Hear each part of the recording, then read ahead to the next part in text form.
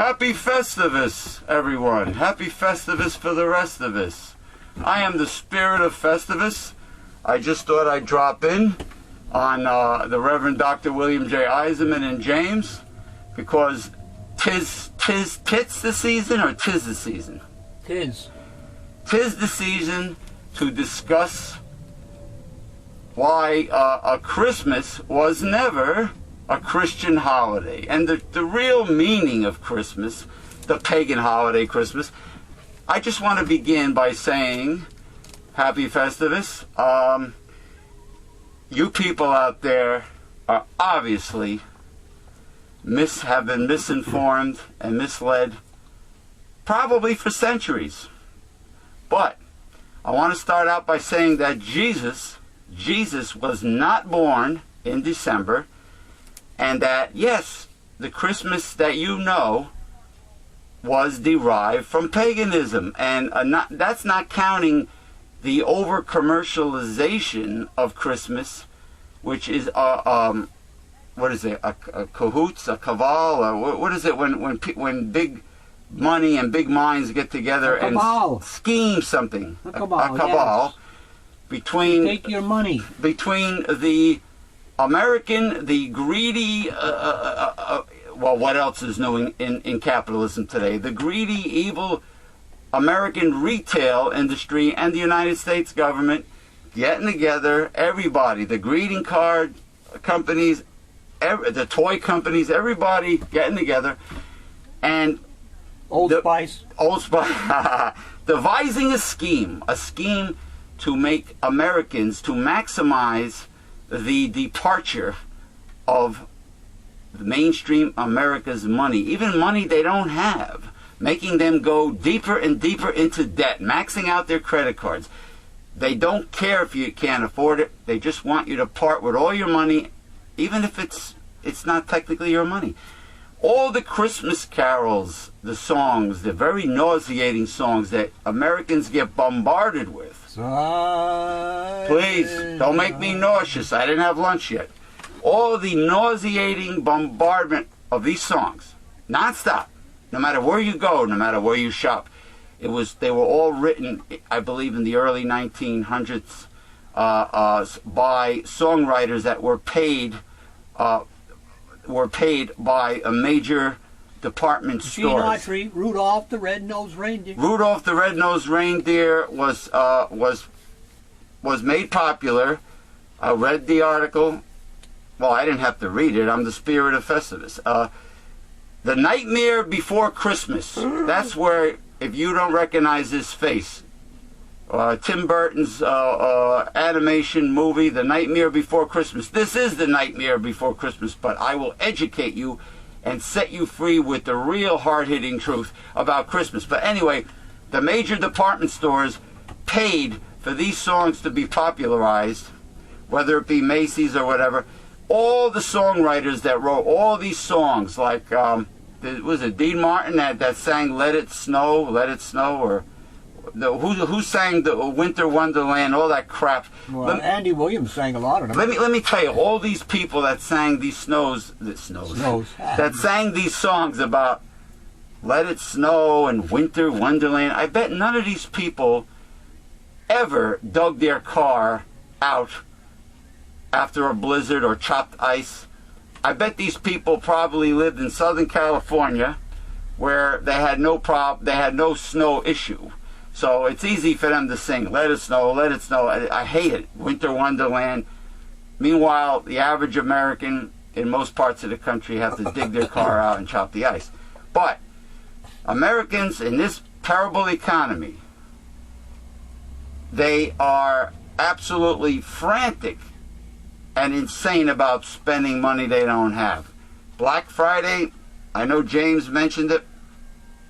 James P. Madonna, your co-host, he mentioned it.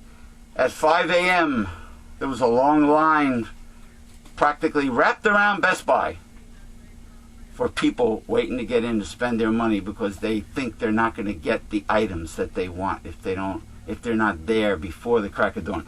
People inflicting violence, shoppers inflicting violence on other shoppers whether it be pepper mace, whether it be guns, knives, whether it be road rage in the parking lot of shopping malls.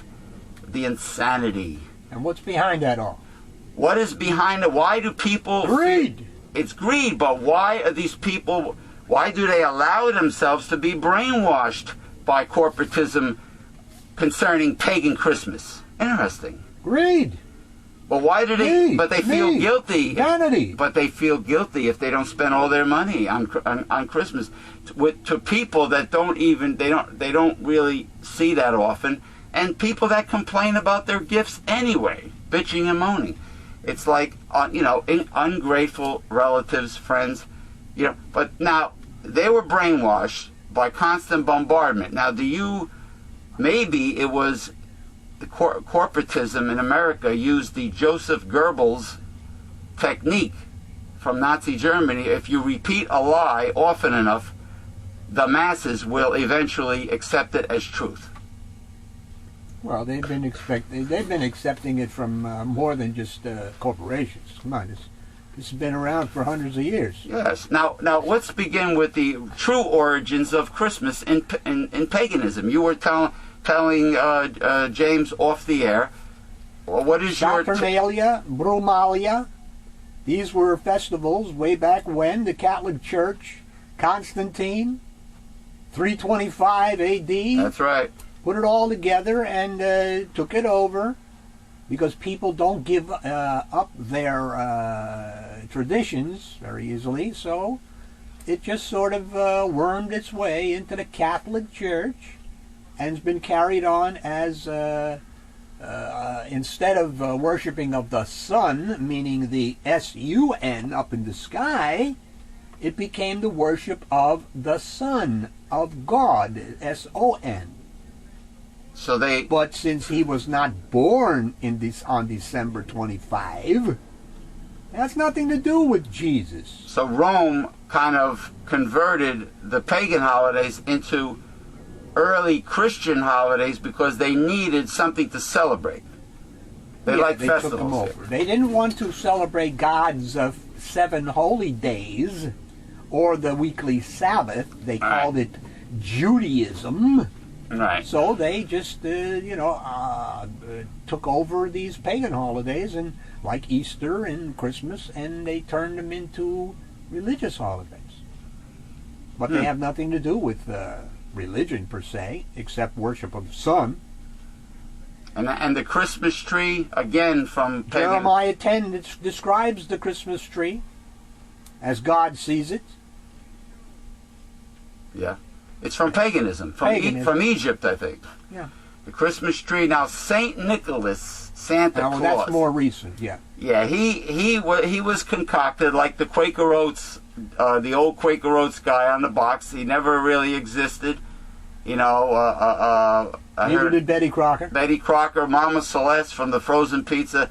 They were concocted by corporations so you look at the face of a regular person, you can identify with them. They have a nice, kind, humble face, a smile, and it gets you to buy their product.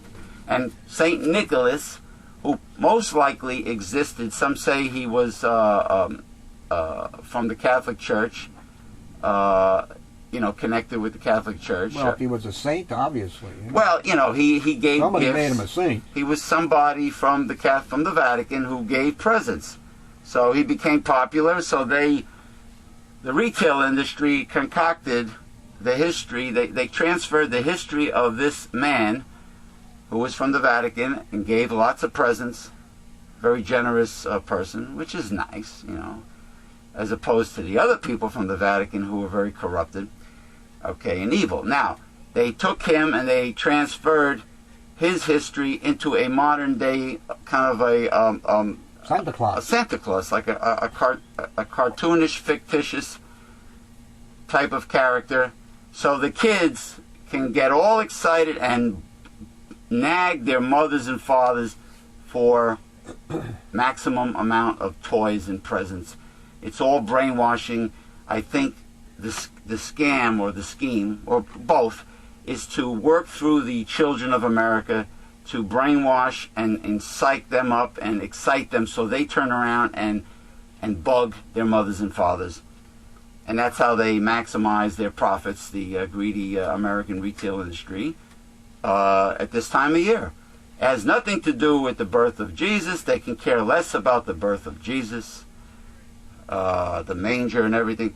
Now, they just want to maximize profits and take advantage and capitalize on the birth of Christ, which they care nothing about. And with this economy, it really shocks me how ravenous these American shoppers behave after Thanksgiving. Meanwhile, the unemployment rate is, they made some kind of a false statement about the unemployment rate going down. Well, it did go down, but what happens is the government statistics, of course, are corrupted. And the reason it went down is because they no longer count those people who are no longer looking for a job. But still have no job. People that gave up. So that's a lie. Of course, that news comes during the campaigning for re-election of the Obama administration. But, even though poor Obama is got to deal with a right-wing conservative Congress, which doesn't help, and also the blue dog sellout conservative Democrats in both the Senate and the House do not help Obama. There's an article recently out there concerning Obama's health care, the Obamacare, but which James and you will get into it probably later on. I hear it's like a big blockbuster bit of news concerning Obamacare. I don't know the details because I did not read it, but I don't think James read it. I think he saw it. He read a little bit of it, and it was pretty big, and he forwarded it out, according to my telepathy, since I am the spirit of Festivus for the rest of us, the nightmare before Christmas. I know what people do, and they're pretty important articles. And then there's another article about that James forwarded out concerning the statistics of vitamin, nutritional supplement taking versus prescription drug taking. The amount of casualties connected with prescription drugs, there's no comparison. Not only that, far outweighs the supplement takers.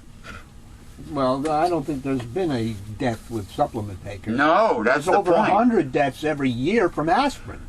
That's aspirin alone, right? Yeah. But yeah, it goes on. It goes into detail. I think it came from Forbes magazine. It goes into detail about I don't know. Well, one of them was from Forbes. I think it was the Obamacare. But it goes into detail as far as statistics, how many people died from prescription drugs versus nutritional supplement takers. Very fascinating article. But getting back to Christmas, yes, Christmas is from paganism. As all this hoopla, this hype, which is nothing but sales hype, has nothing to do with the actual birth of Jesus. Retail America can care less. In a lot of ways, the politicians in Washington that allow it to happen can care less. And this is where we're at. Except Bill O'Reilly. Oh, yeah, Bill O'Reilly. Bill O'Reilly says every year that the liberals have a war against Christmas because we don't want these creches put up on these churches and on the lawns of city buildings and things of this nature. Well, the right wing always wants to shove their version of Christianity down everyone's throat. I think the other day I don't know if he was a congressman or senator from, I think it was Arizona or some western state, was talking about putting Jesus Christ, teachings of the Lord in school systems. Back into the schools, yeah. Read the Bible every morning. In other words, what if these tax-paying Americans have their kids in school and they happen to be Hindu or Buddhist or atheist or Muslim or Jewish? I mean, they pay taxes too, but the right-wing fundamentalists want to shove their version of Christianity down everyone's throat and force it like the Spanish Inquisition. Meanwhile, they know nothing about the real God of the Bible. They only thump their Bibles, and what they teach is anti-God of the Bible, Right. because Pagan. it has to do with greed. Pagan. It's paganism. It's all pagan. It's all based on usury, greed, corporatism. Vanity. Instead of helping the poor like the real God of the Bible demands of them, they talk about not helping the poor is better, like letting them perish, letting the poor starve. Yeah. You know. If you help them, you make them lazy. Yeah. Meanwhile, there's no jobs, and Of course, if you help the rich, does that make them lazy too? such hypocrisy. I think the God of the Bible talks about hypocrisy too. Oh, a lot. A lot. And he talks a lot about the rich helping the poor. But these people that are supposed to be Christians, the people that capitalize on the pagan Christmas to make money in corporate America and retail, these same hypocrites, everything the Bible teaches, they go against because their political ideology is anti-God of the Bible. But they claim to be true Christians. But it's not the God of the Bible these right-wing fundamentalist Republicans are really worshiping, is it? The carnal mind is enmity towards God.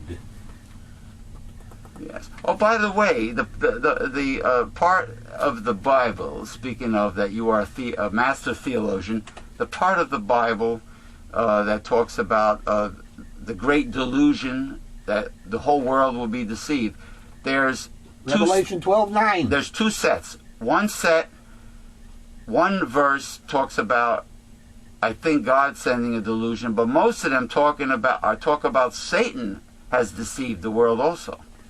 Well, there you go. You're talking about Christmas. That is an example of Satan coming as an angel of light. They think that Christmas has something to do with being Christian.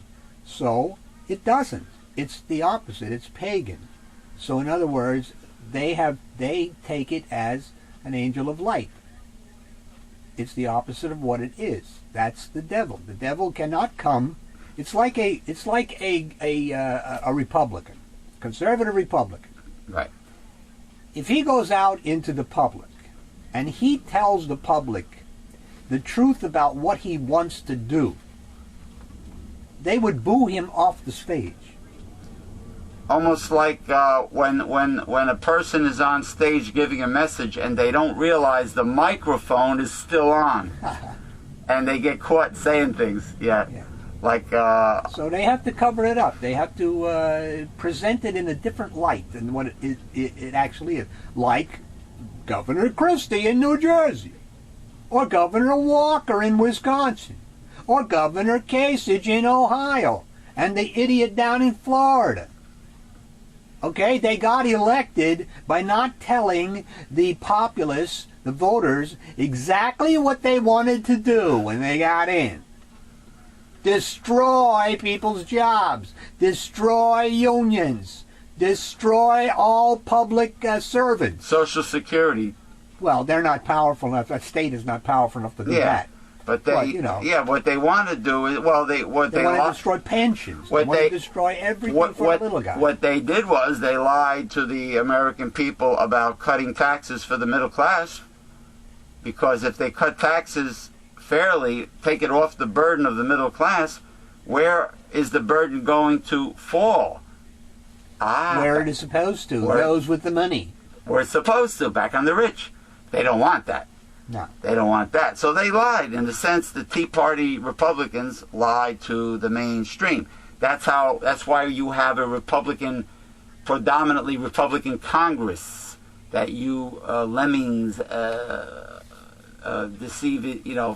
mistakenly voted for last November. They voted for those people.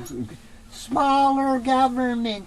Yeah, smaller government and cutting taxes on the rich creates jobs in America. Another big lie, because they outsource your jobs anyway. So these are all lies coming from the false church, the false prophet, the white horse of the apocalypse, These are all the lies. Isn't this all white horse of the apocalypse, Dr. Bill? Yeah, white or false religion. Any So lie. every Christian, church, religion, whatever you want to call it today, who celebrates Christmas is a false Christianity. Ipso facto ergo. Mm-hmm. Yeah, it's all. Look, any lie, any major lie that affects society as a whole and the masses, the nations, the world, any lies like that are of Satan, and they have been lying, but they're supposed to be closer to God. They have a bat phone to God. Isn't that interesting? They make it sound like that God is like their personal servant. Their personal look how servant. he gets the God provides those parking lots, parking spaces for Joel Osteen. Come on. Yeah, or Tim Tebow prays. Oh, Tebow, yeah, always on his knees, thanking God for. Hey, God is a football fan, man. Oh, God wants the Denver Broncos to win. Because Tim Tebow has this quote-unquote personal relationship with God because he's so special. Out of billions of people on earth, Tim Tebow is everybody thinks they're special, and they can talk to God, and God will listen to their little petty requests like, please allow Tim Tebow to successfully make every pass so the Denver Broncos can end up winning the Super Bowl. Oh, do you think God really cares about the Denver Broncos winning the Super Bowl? Give me a break. And his website, he looks like he's showing off all the time, Tim Tebow. Well, that's what it amounts to, isn't it? Vanity, right? In the Bible it says when you pray, go into your closet. Do not do like the Pharisees and the Sadducees do when they pray out in public and say, look at me, how religious I am. This is vanity. Well, if you dig deep enough and you analyze every right-wing fundamentalist, holy roller, whatever they call themselves, charismatic, evangelical, born again people, born again. If you analyze these people, you will find some heavy-duty skeletons in their closets. But especially if somebody shoots their mouth off and goes out there and puts themselves in the limelight to try to teach, spread the word of God in that fashion, in a fashion that's not very humble. Now, the part where it says, go in the closet about praying, find me the location, because that's, I'm going to use that for somebody. Well, James would like to use that for somebody he knows that thinks you have to go out and minister to people and proselytize and bug people all the time. That might be a very helpful tool to James with this individual. Well, it's been there for how many thousands, hundreds of years, and people still don't obey it. Yeah, to be humble. But now, what was that first pagan holiday that you mentioned again? It was Bromalia and Saturnalia, after Saturn, the god Saturn. Okay, Saturn. The Roman god Saturn. Okay, Saturnalia and Bromalia. Yeah. The two pagan holidays that Rome used. Yeah, they run together. They run from one to the 25th, according to the way the sun moves in the sky, and Bromalia, I believe, is the last part of Saturnalia. Right. Well, they converted it into modern day phony baloney pagan Christmas. Yeah. And of course, Jesus was most likely born in the fall. Somewhere's around there. When you can read it in Luke, I believe it's in Luke, where it says that the shepherds were whatever bringing. It was not the winter time of the season. Mm-hmm. Well, all I got to say is, I'm here to take the commercialization and materialism and greed out of your pagan Christmas. I am the spirit of Festivus for the rest of us. The nightmare before Christmas is the truth that will set you free. And do not feel guilty if you cannot afford to part with all of your money to buy expensive, extravagant presents. I'm sure there are many materialistic Americans out there like these hot-looking chickie poos that expect expensive jewelry from Jared, that nauseating commercial. Jared and all that bullshit about the diamond being forever, and it's all a bunch of crap. If you take the appraisal of a diamond, first of all, precious gems, even semi-precious, jewelry in general is not an investment unless the gem is of a very, very high quality. It is certified high grade, which means it is clear. There is no inclusions in the gemstone. That's the only time, and most people cannot afford that type of gem, but that's the only time that a gem can be an investment. It must be of the highest grade. Anything else, if you pay several $1,000s and you get suckered into paying several $1,000s at a famous nationally advertised jewelry chain, a jewelry store, even one that's not famous. Let's say you get suckered into going to Jared, and you go there, and you pay several $1,000s. Let a few years go by, or several years go by, and try to liquidate, to sell that same piece of jewelry. You'll be shocked at how little they offer you. It's not like liquidating gold. Yeah. 18 gold has been going up. 18, 24 karat gold. No, they rip you off. It's one of the biggest scams going. And in America, there are many big scams that are still going on, where they lie to you flat out. Snake oil salesmanship, that conservative Republicans allow. Deregulation of companies. These are all scams. Gold, on the other hand, is it gold and platinum and silver, or just gold that shoots up? All three. Okay, precious metals. Statistically and historically, every time something bad happens in the country or the world, well, when bad things happen in the United States, it does affect, from what I understand, the world economy. Okay, every time something bad happens, a crisis or economic decline or whatever.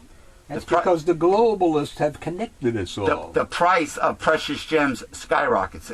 The more peachy keen, peaches, hunky-dory everything is, the more nice everything is and prosperous, the price of precious gems, the price of precious metals goes way down. So that's how they invest in precious metals, dollar cost averaging. When things are great, which hasn't happened in a long time, you buy more gold. Then you keep it. And now that things are horrible, the gold that you own, it's like the stock market. The price goes up, up, up, up. And that's how it's been. Now you say they deliberately connected the price, this effect, or is it just that it's tangible during a bad economic I'm talking times? about the economies of the world are connected together through globalism, free trade. So therefore we are all, and with this particular crisis, the derivative crisis, the toxic, worthless derivative crisis, the whole world is connected together. And if you see, Bloomberg magazine just had a report out that the United States gave to the 6 biggest banks on Wall Street and hundreds of others, and throughout the world banks, $7.7 trillion in no-cost loans to keep them stable. More welfare for the rich. More welfare for the rich. But heaven forbid a poor person should get a little bit of food stamps or a Medicaid card. They were cut. A Medicaid card or some welfare or the lifeline checks for the heating bill. Heaven forbid, or rent subsidy. Heaven forbid you should give a few crumbs to the poor.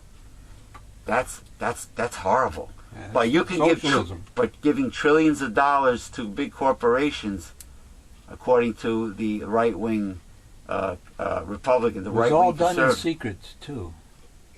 That's All good. done in secret by the Fed.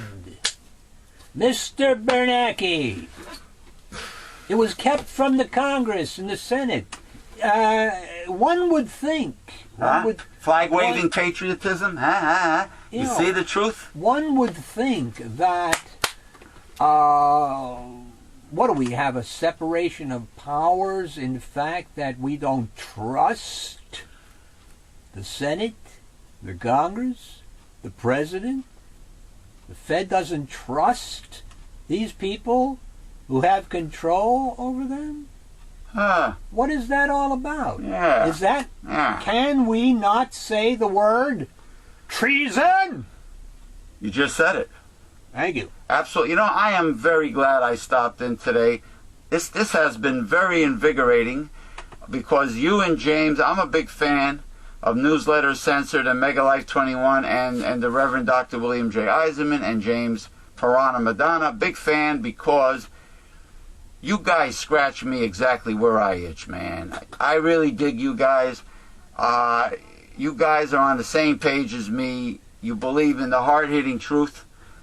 I know that sometimes that other dude, the big man, Satan, drops in every once in a big while. And he's been here twice so far, I think. Yeah. Yes, he has. Well, Puts in his 2 cents. yeah, and you know, and then he has that gangster way of talking. But anyway, you know, like Rachel Ray on the Food Channel. She's loud, obnoxious. She talks out of the side of her mouth. She smiles like the Joker from Actually, she smiles like me, like a jack-o'-lantern. And she really is no rocket scientist. She's not like the other real chefs, but she's like Paula Deen. People love her personality. The regular common folk love their personality because they're regular, everyday people. Meanwhile, they're making millions of dollars just acting like a regular person. Last time I heard, she was worth something around 400 mil. 400 mil. Yeah. Every time I have the misfortune of listening to one of her shows, I am not impressed at all. She has no great knowledge of the culinary arts whatsoever. She is no chef. Okay, she is no Jacques Pepin, you know. She's not. America is. Do you see how the distribution of wealth and success is very unbalanced and unfair? Where sometimes they have a lot of talent and they get rich. Sometimes they're very brilliant and they get rich. Sometimes they're self-made.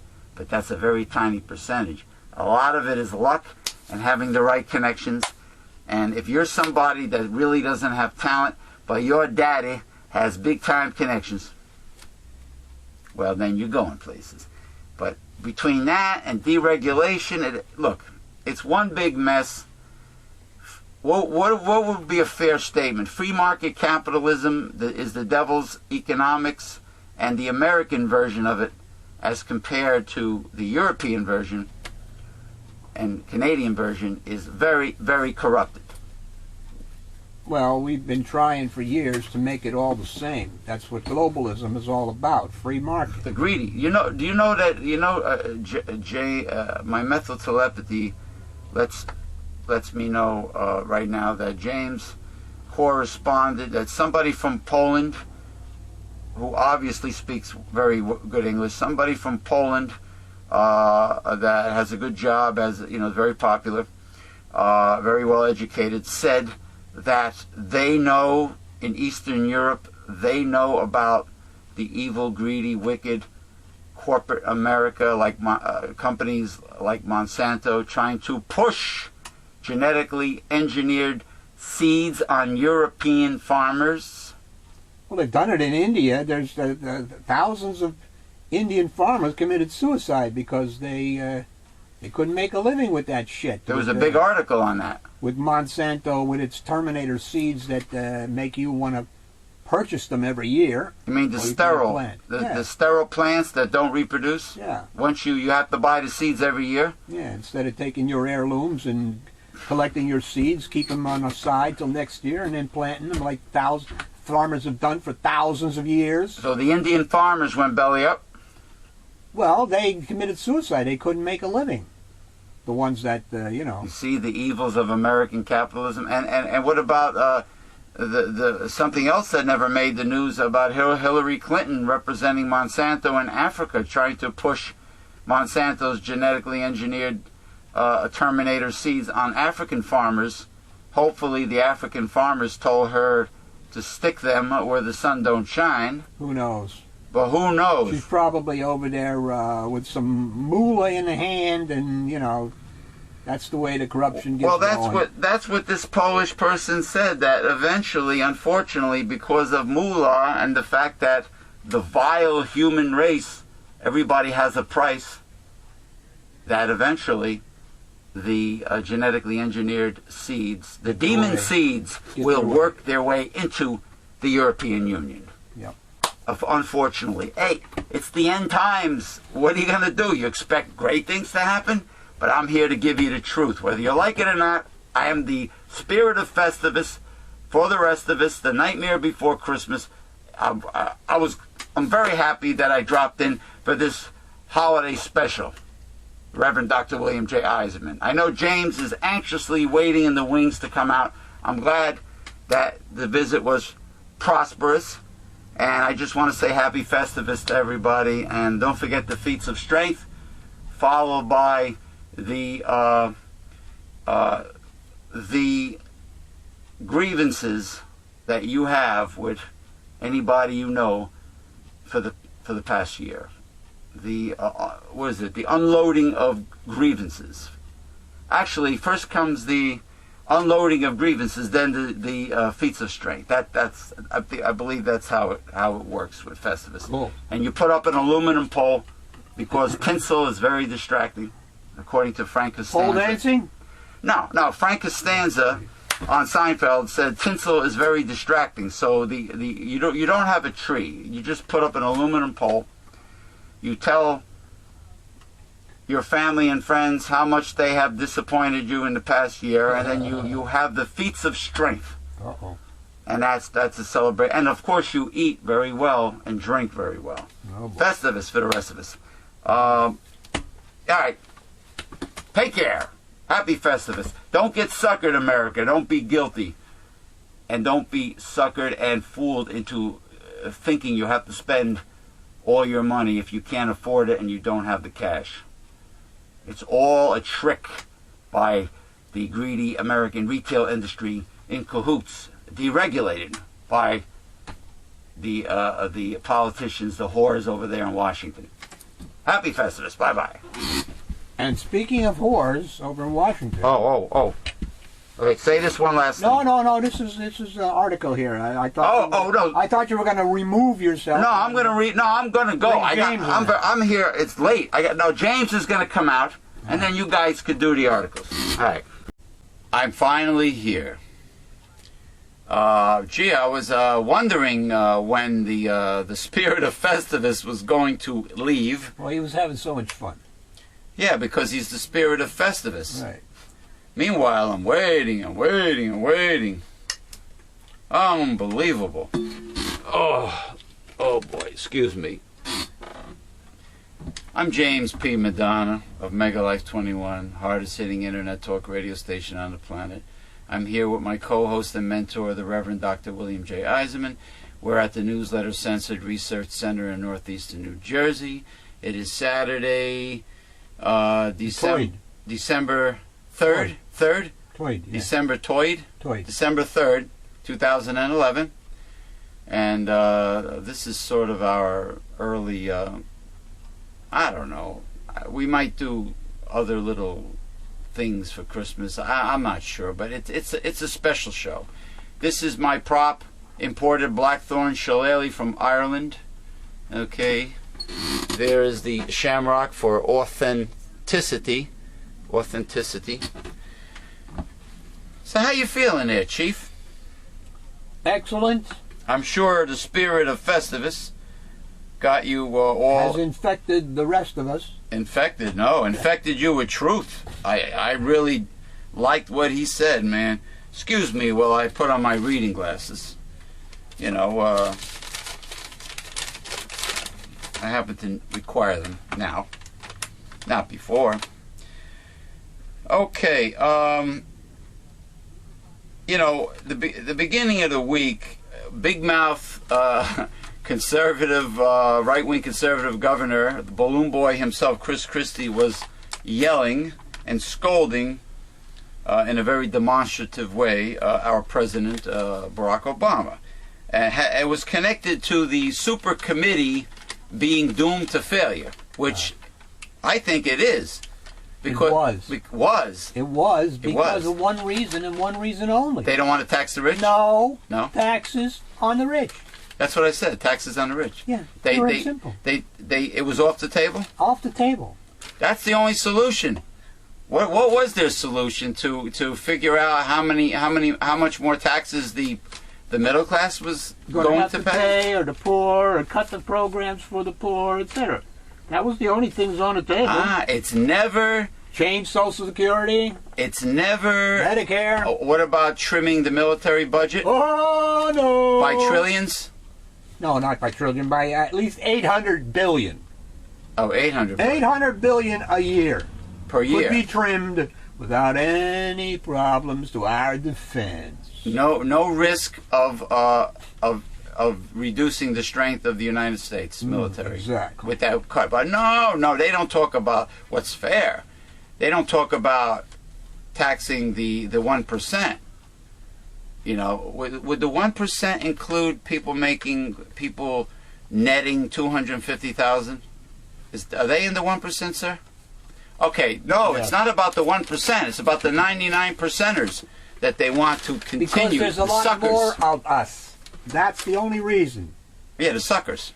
Always when the tax code has been changed in any way, shape, Mm-hmm. or form, under Reagan and etc., up on, it is always secretly or unsecretly or whatever, it is always increases the taxes on the middle class and down below. Yeah. That's where the moolah is, because we have a lot more people. Okay? Right, and you know, and it's what you said. But when you do that, of course, you take money out of the economy, and therefore the economy suffers. Well, what you were telling me Wednesday made a lot of sense. It's like, gee, they tax unemployment checks; they're taxable, but the rich still pay no taxes. The rich pay no taxes, but they tax your unemployment checks. Right. Oh, that sounds really fair. That's a clear example of what has been going on. That sounds really, really fair. So Chris Christie's hollering is that it's kind of like a dictator. He's a political bully. Like if you do not want to become a sucker and a slave to the right wing, or to Chris Christie, if you don't want to wipe his ass and kiss his ass at the same time and work for free with no benefits, he yells at you. Like if you don't, he's overbearing, obnoxious. He's a bully. And then they show a photo of him being very friendly to Obama when he got off the plane, Air Force One, shaking his hand. They were shaking hands for a long time. And of course, you know, when they're face to face, they make nice. It's like at a funeral. At a funeral, there's never a bad person has died. You got everybody saying there's such nice things about them. But when they're alive? When they're alive, they could be Stalin or, you know, Hitler or Mussolini or whatever. Well, they do that in pro wrestling. They hug and kiss each other on the cheek and go out and have drinks and go to a restaurant, and they're all like you know, they all love one another as close friends, or they pretend to be. And then as soon as you walk away, they talk about you behind your back terribly. Yeah. And if you're doing a promo, forget it. They tear your new asshole. But it's phoniness. It's phoniness. It's like you know, hey, politicians, they're glorified snake oil salesmen. They're phonies. They just and they're welfare cheats. And they're welfare cheats. Yeah. That's right. Oh, speaking of cheats, speaking of being a high-level politician and cheating and screwing your way to the top, How do you like that news about senators and congressmen are allowed to take part in inside trading, inside stock trading, but if you and I did it, we would be arrested? Yeah. Lickety split. Talk Yeah, about hypocrisy, double standard. Yep, and getting away with things. That isn't it funny? I bet they're the ones that made that law, that they are allowed. No kidding. Who the hell do you think makes the laws? The same laws that give taxpayers money to corporations and elitists, the Wall Street bailouts, the congressmen and senators made that law too, right? Of course. So inside trading. So in other words, do as I say, but not as I do. Interesting. The human race is fascinating. Okay, and one last thing before you start the articles, because I got a head start on today's show, on this week's show actually. I was watching Man vs. Food, Adam Richman on the Travel Channel. I actually prefer Anthony Bourdain's No Reservation, and the other guy, Andrew Zimmer's all right. At the beginning, I don't like him. Well, the only thing I don't like about Andrew Zimmer is he's cold-blooded. He was in Africa, and he says, let me show you the right way, the correct way to dispatch a goat, and he puts his big fat knee over the goat's neck, takes out his pocket knife, and severs the jugular vein of the poor goat without any hesitation. Andrew Zimmer did that. So he's like Elmer Fudd, man. He's worse than Elmer Fudd. I'm hunting rabbits. You're hunting scooey wascooey little gray wabbits. He has no compassion, and you know how ancient people say like a prayer when they kill a wild animal for food? No, he didn't pray. He just friggin' took his pocket knife and just stuck it right in the neck of the goat with his big fat ass holding the goat down. He looks like a cross between. He looks like Humpty Dumpty. You know, that's okay. Elmer Fudd, Humpty That's Dumpty. okay to show on television, but sex is not. Yeah, violence is Figure okay. that one all right. Violence Figure is that one okay. And of course the video games are more violent than ever for The the new kids. study just showed that they do affect the brain. Wait a minute. You notice there's a lot of military-oriented video games being advertised nowadays You know why, don't you? to get the kids ready so you could go and die for big business, for war profiteering and oil companies. You little kids, when you grow up, when you turn 18, 21, join the military, see the world, get half your body blown away or dead for fat cats, elitists. They want to get you, so they're conditioning the minds Early. of young America. Excuse me, I have to emphasize. They're conditioning the minds of young America early on by getting them trained to use these very sophisticated, very graphic, military and violence-oriented video games involved in shooting, whether it be simulated three-dimensional bullets or laser beams or whatever. Some of it is medieval-oriented. Some of the games are like fantasy, but they're all connected with war. They're all connected with war, and I am going to take a wild guess and say mostly boys in America ask for those video games that are connected with killing, simulated killing. And that's what's out there.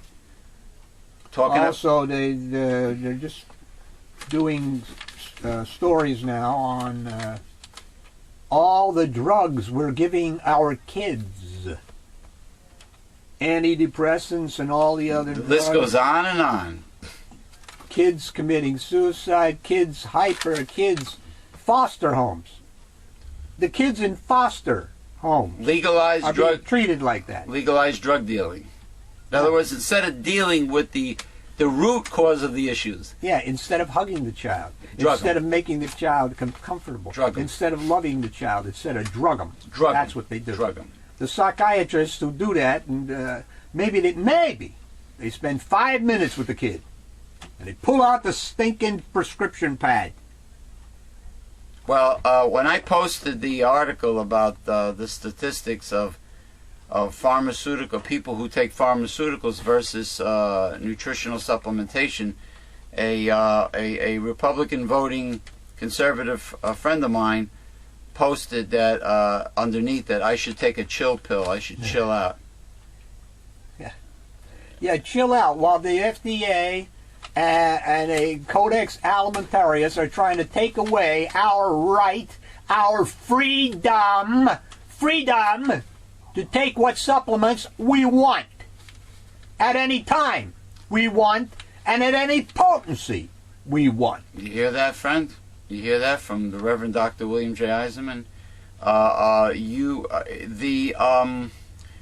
People have the right to prevent illness and prolong a healthy aging process, to prevent the aging process if possible. Like, for instance, taking carnosine to increase the length of the telomeres. It's things like that. Or antioxidants, maximizing and taking optimum doses of antioxidants and the basic nutritional program to prevent illness. Instead of teaching people that, teaching kids that in school early on. Oh no, the right wing doesn't want you to know about how you can prevent illness and maximize your lifespan and achieve optimal health and prevention through nutrition. They don't want that. No, they want you to be suckers for the drug companies.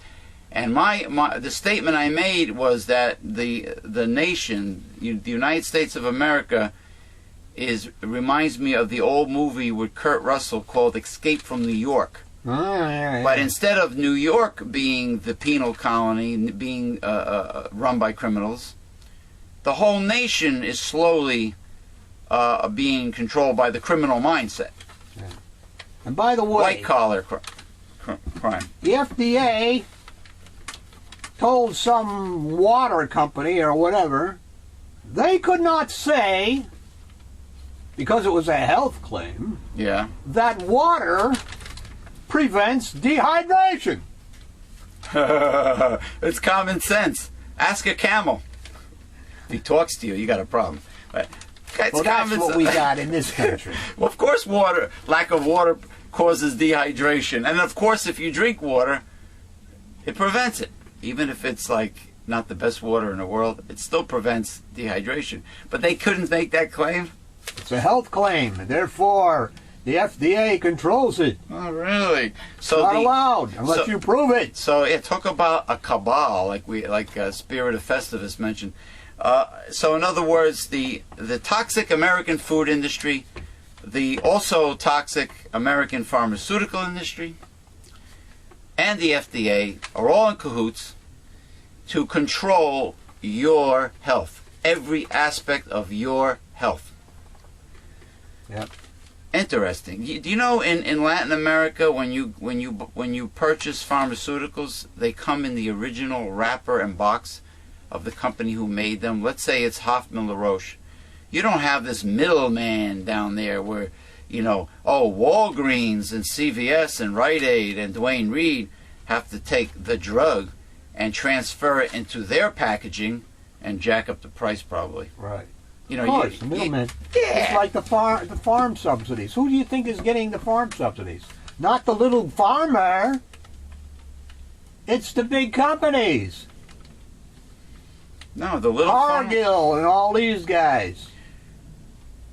All of our needs traditionally was met in the past in this country and should be today by local small businesses and local farms, hopefully organic. Everything we need should be provided locally, and there are organizations today, nonprofit organizations, promoting that fact that Americans should attain everything they need locally, and that includes food. Yes, but up in the Congress and the president and etc., you have just the opposite. You have the protection of the big boys, which works against that. Fat cats. The fat cats. Corporatists. The big corporate farmers. Yeah. So corporatism, privatization through corporatism, not the little guy, not the small business owner, is what they want to control the country and the world Of course. in the end times. Globalism. Globalism. Now, what I was Free trade. now what I was Free going market. Huh? Free market. Free market, free trade. What I was going to say really quick about Adam Richman of Man vs. Food, he over exaggerates everything. There's a lot of hype in what he says, and it's every time he goes to a restaurant and tells the viewers on TV how absolutely wonderful it is. I go online and I check out their menu, and all these restaurants are a ripoff. He was at a Ooh. place in Omaha, Nebraska, called the Drover Restaurant. It's a steakhouse because aside from corn, Nebraska is very, very popular on beefsteak. I didn't know that the Nebraska cattle industry was so big. Uh-huh. That's why you have the company Omaha Steaks. Omaha Steaks. But the prices, the cheapest steak was over $20. The cheapest, what, $35, $20, $25, $40. Why does a steak, Well, you ever see the prices What? of Omaha Steaks? but why does a steak in a state of the United States that is known for cattle Which is ranching raising the cattle. and beefsteak, you would think the price of the steaks would be much lower because all the cattle ranches are local. They're nearby. Interesting how the price in Omaha, Nebraska, the cheapest steak is over $20. That doesn't make sense. I mean, I hear Argentina has very low price beef because Argentina is known for cattle ranching But then you have the importation and and everything. grass-fed, free-range, organic cattle ranching. Huh? Then you have the importation costs and stuff like that. So the Omaha Steaks should be cheaper, So, no matter how you look at it. like you said, ipso facto ergo, Yeah. and I love a good steak, especially that aged Black Angus, not the phony Black Angus they have advertised at McDonald's. I mean, real Black Angus. Now, you love a good steak too, right, Chief? Can't afford it, but I do, yeah. But it only makes sense if Omaha is famous for corn and beefsteak, then corn and beefsteak. Well, corn is cheap anyway, but beefsteak should be very cheap in a Corn state. is no longer cheap because it's being used to make ethanol instead of food. What about the other substance that would take the Switchgrass, the algae? algae. They were growing algae and making very good ethanol biofuel from algae. You shouldn't use agriculture for making biofuel. I mean, that would cut into the food supply of the people, Well, right? that's what the plan is from God. You see this? Omaha, you see this? The Drover restaurant, Omaha Steak, it's only one example. Everything's about greed. Everything's about the bottom line. I finished what I had to say. Everything's about the bottom line. Steaks should not be expensive in Nebraska, but they are. This is your America. This is you. Woo, I'm getting riled up, man. Yeah. You flag waving Yankee Doodle dandy right wingers. This is look. You're working for Satan. I'm going to come clean and tell you the truth. It has nothing to do with the God of the Bible. You have totally sold out to Satan. It's greed. The love of money is idolatry, one of the sins. You're controlled by idolatry. Plain and simple. Wake up, America. Smell the coffee, smell the green tea, whatever the hell you want to smell. Whatever scintillates, whatever excites your nasal passages. The smell of pumpkin pie spice, mulled apple cider, cinnamon, jasmine on your mind. Oh, is that a song, right? Yeah. Summer Seals and breeze make Seals and who? Croft. Seals and Croft. Seals and Croft. Yeah. I thought it was Summer Seal. breeze Makes me feel makes me feel fine, something. blowing through the jasmine in my mind. Now, Tommy Chong, who said, "Let my people grow," on the Willie Nelson teapot Grow what, him? teapot party, yeah, he said, I cracked up when I read that. Let my people grow. He would say that the smell of marijuana from the new marijuana medical marijuana shops that are supposedly available, legit available in the United States, that's a smell that would excite Tommy Chong. Let my people grow. I thought that was very clever, but Very clever. yeah, Play on words. yeah, I like cinnamon. I like the apple cider spices. That excites me. Coconut really excites me. By the way, I knew there was a by the way in there. the Iams pet food recall, dealing mostly with Walmart, involves salmonella and Really? aflatoxin. Wait a minute. Isn't the protein in Iams pet food cooked? Well, there are many steps when you're dealing with meat. So why that you must prevent. salmonella is from raw poultry? So you must prevent salmonella Right. at different stages. And obviously the controls broke down and it got out. Was Iams one of the companies that had the melamine from China? I don't think so. I I'm not sure, but I think no. They have plants here. Listen, I did a little research back then. I read the ingredients of Iams and Eukanuba and all those Eukanuba is an Iams company. is owned by Iams. Yeah. I read the ingredients and I compared it to Innova, which does not advertise nationally on TV. There's no comparison. Innova and Paul Newman brand, very similar, the ingredients. All organic, this and that, and look, you could feed the homeless. It's so good. There are no byproducts. It's all prime meat and all items that you would find in Whole Foods, like all health food items, and it's preserved with natural vitamin E, with mixed tocopherols. It's got essential fatty acids that you would find in a vitamin store, supplements. It's got organic ingredients. Especially Innova. Incredible. I think a long time ago when Amato Seed Company was around, they gave me some packets and I brought them here. I gave like a couple packets to you. The cat, I think it was the Innova dry cat food or something of that nature. Yeah, very, very high nutrition, but of course these companies that can afford the television ads, and that's what sticks in people's minds.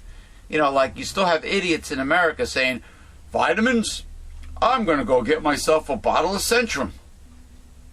Centrum Silver. Oh, I'm old. I need Centrum Silver. That's crap. It's crap. You want to take a really good multi? Try a Country Life Max or Maxine, or try Twin Labs Daily One. Or is it One Daily? Something like Daily that. One. Daily One. Same shit. Anyway, continue. Senator Start with the first article. Senator John Kyle, Republican of Arizona, Oh, that. and Representative Rob Portman, Republican of Ohio, believe lowering of the rates, permanently cutting the taxes on the wealthy, 1% now, who earn 28% of annual income and own 40% of America's wealth, and broadening the tax base. Now, you know what broadening the tax base means? Putting the burden on the middle class. Increasing the burden? That's correct. Increasing the burden? That's correct. Making it worse than what it already is? Yes. There you go, people. Keep on voting Republican like you did last November. Idiots. Broadening the tax base, that is, raising taxes on the struggling middle class and poor, will spur economic growth, create jobs, and generate billions in revenue. Wow! 10 years of that. Where's all that stuff today? Yeah. Where is it? Where is it? There is zero evidence to support that claim. All we've gotten from the Bush tax cuts on the wealthy are deficits, That's greater right. income disparity, and the weakest job creation in the post-World War II era. Weakest job creation. Yeah, of course they tell you about the unemployment going down. That doesn't count the people who have given up That's on looking for a job who have given up. No, That's correct. they're not in the statistics anymore. In fact, President Obama's so-called failed stimulus resulted in greater job creation in 3 years, almost 2 million jobs saved or created, than did Bush's tax cuts in 8 years. Well, Obama's stimulus failed not because of Obama, probably because of the opposition in the Congress and Senate. Because they didn't give them enough, and they didn't give it to the right thing. Oh, God. They Well, did give it to the banks, it's just like people which should have all been allowed to die. in a fair free market capitalist system. According to the right wing, when the poor fail to make enough money to live, they want them to die, don't they? Yes, they do. But- That's why they changed the What- bankruptcy laws. Oh, they did. You no longer get a free ride to start over again. You should. Of course you should. little It's been guy that way always- all along that you did get a free ride to begin your life over again. But don't the banks write off those Yes, they do. those deadbeats, so to speak? Yeah. Don't they write that off in their taxes? They're all tax deductible, as are wages. But isn't it funny? That's all they look for is lower wages, and all that creates is more profit. And all that does is siphon the money upward.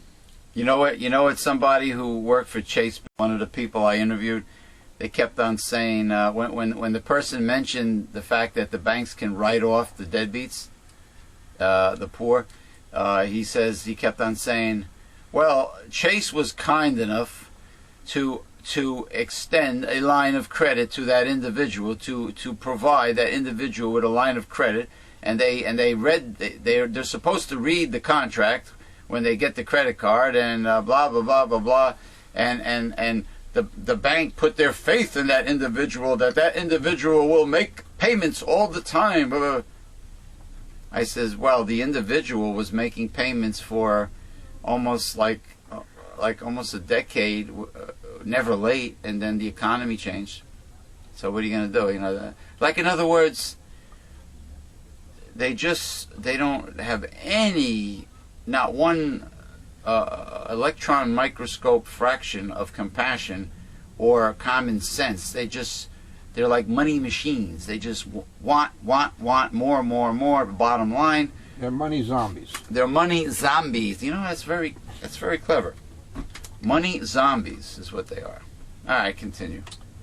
The Joint Select Committee's failure, that's the super committee, was directly and solely the result of the GOP insistence on making the Bush tax cuts permanent, Super. a move opposed by more than 70% of Americans.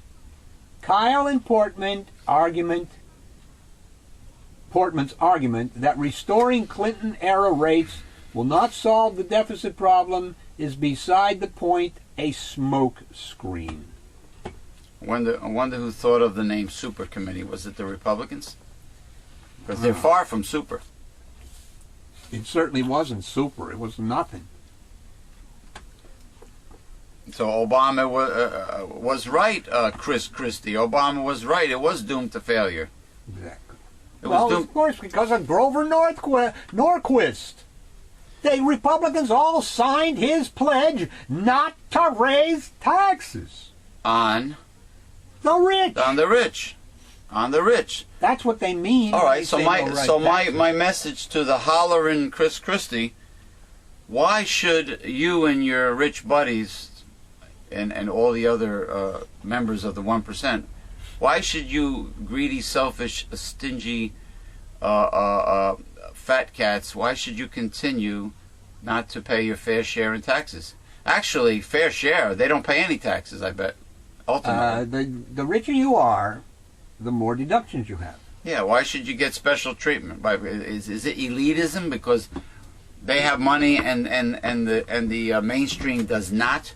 They automatically assume that they are better and more important. That gives them power to do what they want to do. They do what this is very important, people.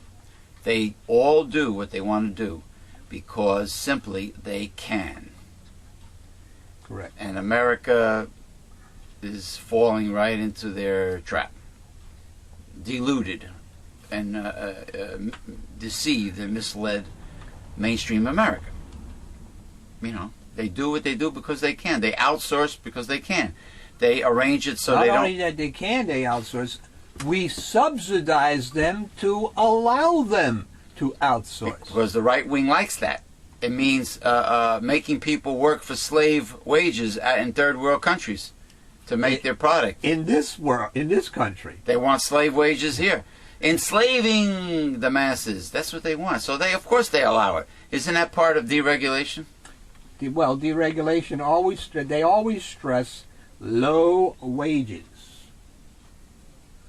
Low wages benefit the corporation. Why should people roll out of bed in the morning and to make a low wage with no benefits? Because that's the way they've set it up.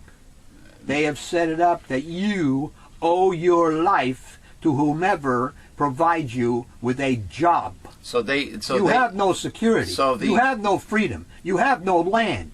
But this is kept from So people. the great Kabbalah, not Kabbalah, the great Cabal has arranged it so there are no options.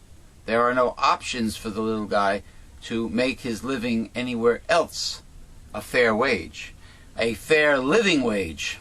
Correct. A fair living wage. There are no options. Not only that, So the fat cats have done it. supposing you have a great invention, how are you going to get it to market? You have to go to some venture capitalist, some bank, some place that will give you the money. And not screw you and steal your invention idea. You got to That's worry about that beside the too. point. But what I'm saying is, what I mean by that is that there is no such thing as the freedom for upward mobility in this country. It always depends on some fat cat up there to give to you. Why should why should your life and your pursuit of happiness and everything be controlled by an elitist, a corporation? Well, that's what they've done. That's how they've arranged everything. That movie, the old movie Tucker, was very, very right on the money. Well, there were Correct. more than one, but it was pretty. So it showed you how in Good. business, the fat cats control everything. If you don't do what they say, you don't come on board with them, you don't go anywhere.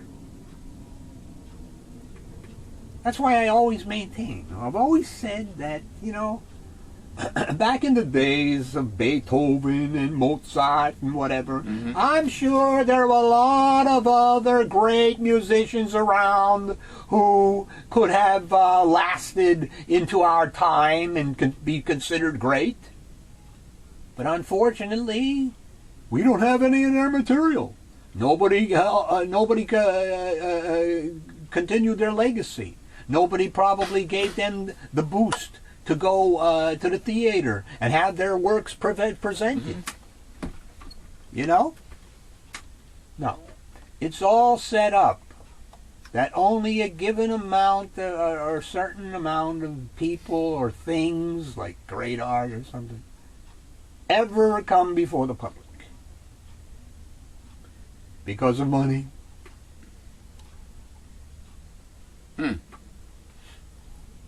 Now here is some prophecies of the Bible coming true before our very eyes. Oh, you finished the other article? Yes. Oh, this should be interesting. Egypt's Islamist party said Friday that it plans to push for a stricter religious code in Egypt after claiming strong gains in this week's initial round of voting for the parliament. You mean they want to pattern themselves after perhaps Iran, like with the Ayatollahs? As the Bible prophesies, all of these, Egypt and Syria and Libya and all of these around there, will be under the foot of Iran as the king of the south. So the Islamic fundamentalists, the Are extreme, to take over in all those otherwise known as the Islamic extremists, will take over the politics of that part of the world. Correct. And that will represent the infamous king of the south. Correct. That is prophesied in what part of the Bible prophesizes the kings, king of the north, king of the south, and so, was that? Well, they're all over, but they're in Daniel, I believe, and some other places. They're all Okay. you know. Okay. Egypt's election commission announced only a trickle of results Friday, and said 62% of eligible voters cast ballots in the highest turnout in Egypt's modern history.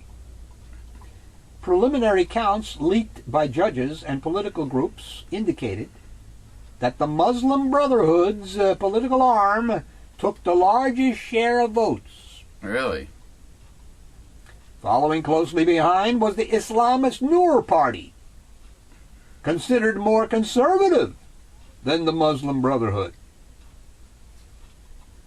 That trend, if confirmed and if extended over more rounds of voting, would give the religious parties a popular mandate in the struggle to win control from the ruling military that took over from Mubarak and eventually will reshape a key U.S. ally. Okay. Interesting. So watch that happen in those other countries over there also.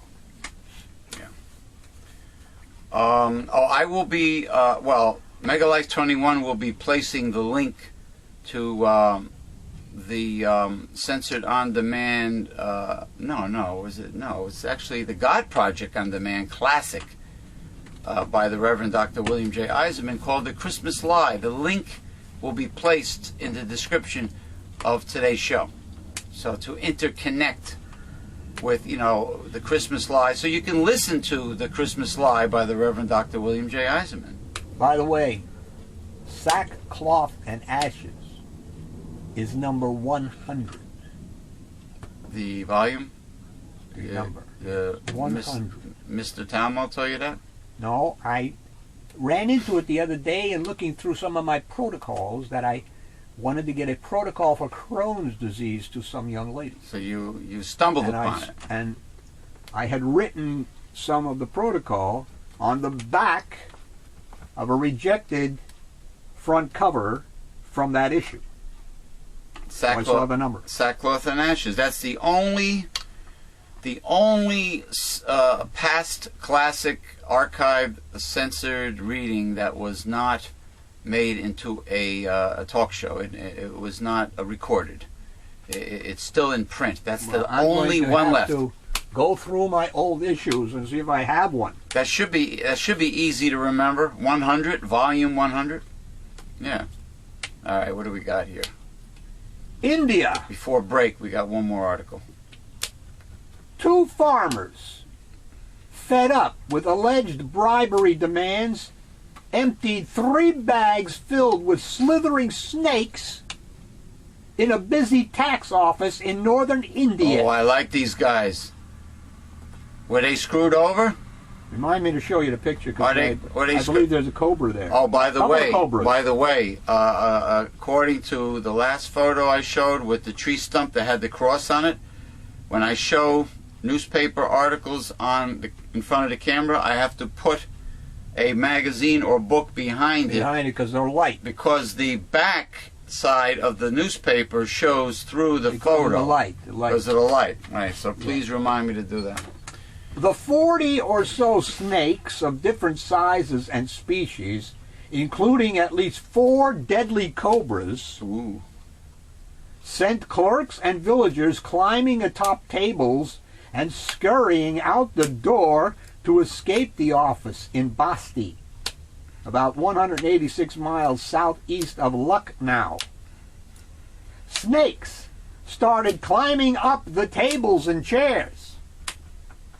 There was total chaos. Hundreds of people gathered outside the room, some of them with sticks in their hands, shouting that the snakes should be killed. They should be killed at this. No one was bitten or injured in the incident, said the police and forest officials. They ended up capturing the snakes. The farmers had been asking for tax records for their land in nearby Narharpur village. but tax officials withheld the files for weeks while allegedly demanding bribes. Sharma said their method of protest was unacceptable. Police are searching for the farmers. Yeah, that's a little extreme. I wish the Occupy protesters would start thinking deviously like that. Like throwing poisonous snakes into the office of Goldman Sachs. Police. Wouldn't that be a dream come true? Wouldn't that be? That's better than sex. Police are searching for the farmers, who were identified as Hakal Khan and Ramkul Karam. Khan is known locally as a snake charmer. Oh, that's easy to remember and pronounce. I'd rather say snake charmer. Speaking of snakes, and I know no more on this story except what I'm going to say here. Yeah. Somebody had watched a video on YouTube, I guess, Yes. concerning the roundup of rattlesnakes in Texas. A roundup of rattle. Well, it's. And they were cold-bloodedly killing them. You mean not even for their meat, or not even putting them? Much like those dolphin orgies, blood orgies. But don't they have these social rattlesnake events in the Southwest? I mean, they didn't even save them for anything. They just. Not that I know of. Maybe Wh- people will go to YouTube and look it up. Was it in a suburban area or I have rural? no idea. I didn't see the video. Someone just secondhand told me about it. And she, even though not liking snakes, felt a little put off at the way it was handled. So. Yeah, well, when it comes to hunting and dispatching animals, no part of America has less compassion for creatures than the Bible Belt South. Did you happen to see that? The Bible Belt There's a commercial. South. There's a commercial on TV about a car. A Especially guy's standing there looking at a car, wants to buy a car. Texas, yeah.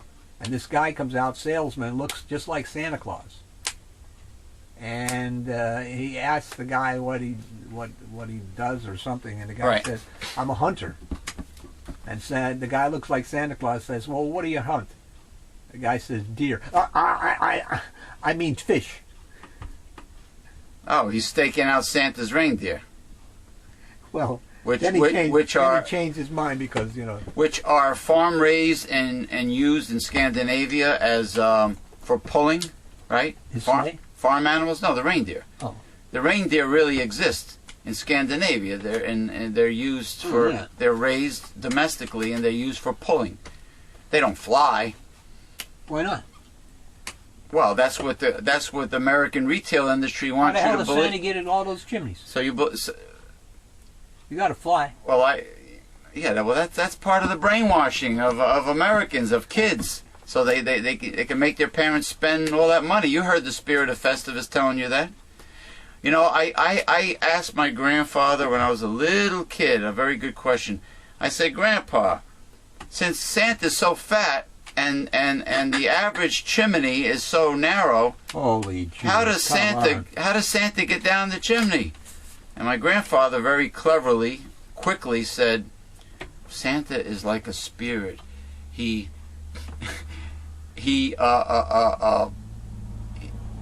a shapeshifter. He enters the chimney. He passes through the bricks of the chimney into the person's home.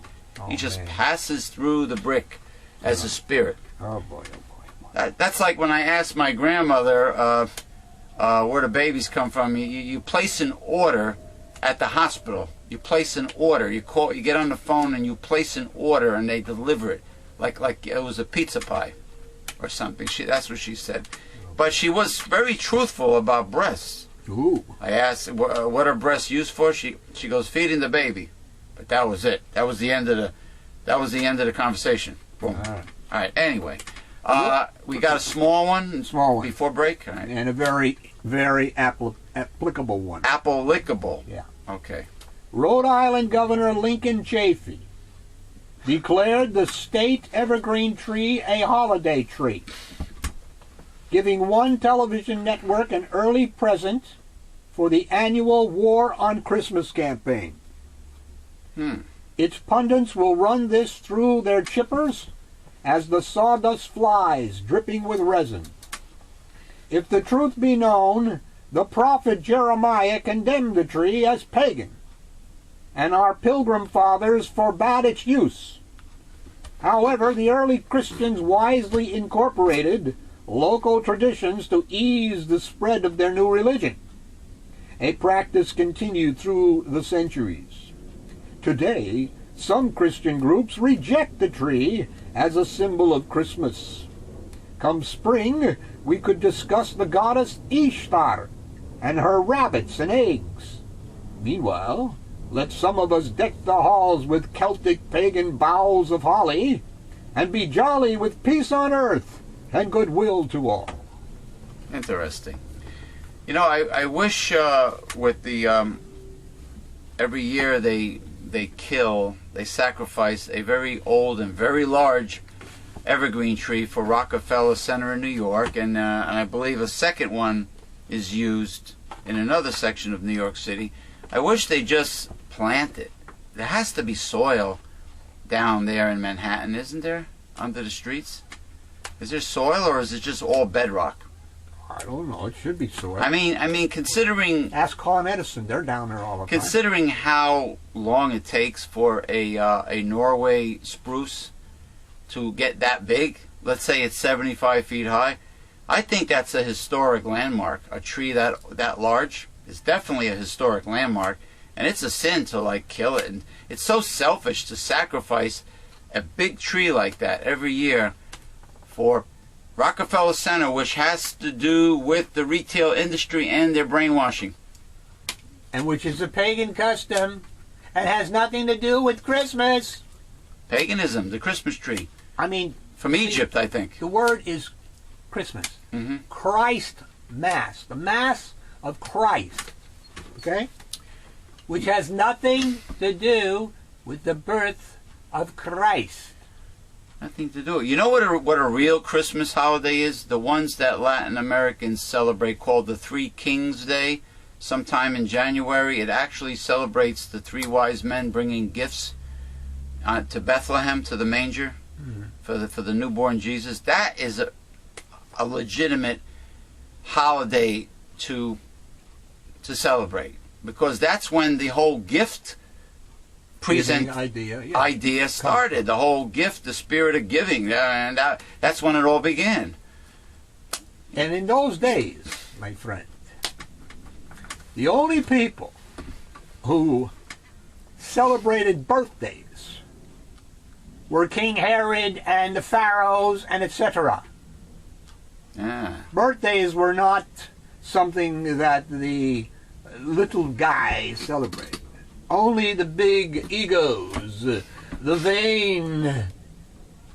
So even if Jesus had a birthday around that time, he certainly would have not wanted it celebrated. So it's not something that humble people do. That's correct. So when you go online on Facebook or wherever, and it says, "It's my birthday today. It's going to be my birthday next week," and they're waiting for you to honor it. Yeah. It's like, it's vanity, right? It's all vanity, certainly. It's all vanity, Look at me. Look at me. Me. Give me something. Give me something. Perfect example. The Sweet 16 parties in the United States, and in Latin America, I think it's Sweet 15. When the girl turns 16, they have a big party and they have to rent a hall or something. Who cares? That's vanity. That's vanity, Anyway, we got to take a quick break. We are back. Now it's time for promo, because the Reverend Dr. William J. Eisenman, my co-host and mentor, is partaking in his gastronomic delight known as lunch, followed by high green tea. You see this gentleman next to me?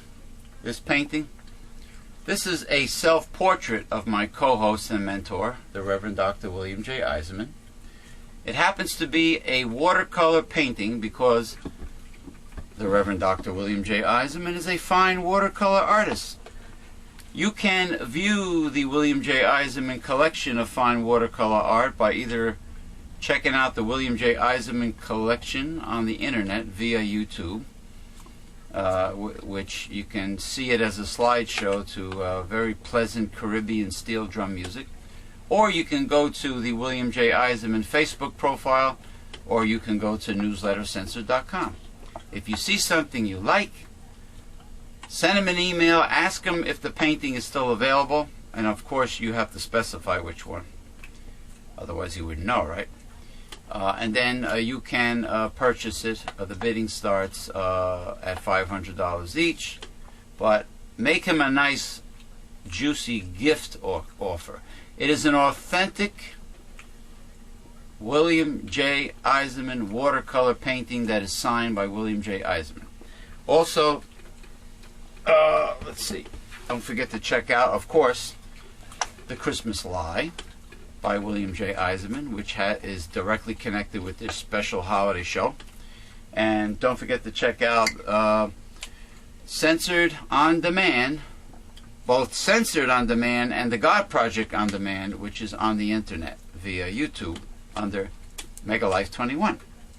And you can listen to, as many times as you want, all of the archived old classics and most recent archive shows, as many times as you want, which is great.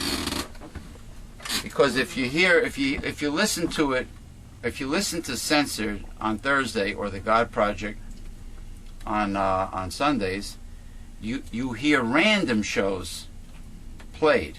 You cannot physically select the readings that you want to listen to, and you cannot repeat those readings if you like them a lot and you want to hear it again and again. And of course you can't pause it. That's another great thing about Censored and The God Project on Demand. You can pause it if you get interrupted.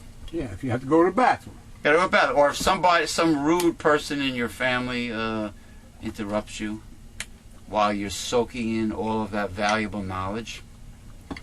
Now, most important part of this organization, Newsletter Censored, www.newslettercensored.com, founded by my co-host and mentor, the Reverend Dr. William J. Eisenman, in 1977.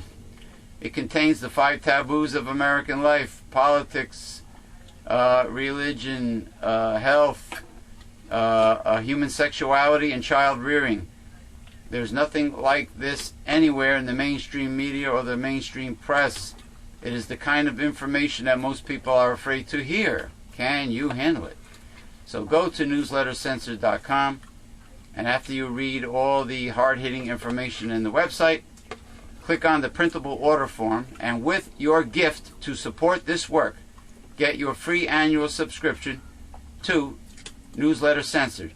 This is the best way to be a part of our organization. This is the best way to join our organization, is to get your annual subscription with your gift to support this work for Newsletter Censored. Okay? We are living in the end times. You need Newsletter Censored. It's plain and simple. You need Newsletter Censored. Don't forget to also check out on newslettercensored.com Dr. Bill for President. He ran before as an independent progressive. He's running again. I believe this is his 3rd time. Okay, and he will teach Americans that it is possible to write in your candidate, and it is possible to take the money out of politics. The only possible way right now. In order to take the politics out of politics, you need to take the money out of politics. And writing in your candidate is a way Americans can do it, but Americans are unaware of it. I mean, there's no reason why the right person for the job, a brilliant person who can solve America's problems, there's no reason why this individual has to be a multi-millionaire or billionaire or sell out to the fat cats just to get elected.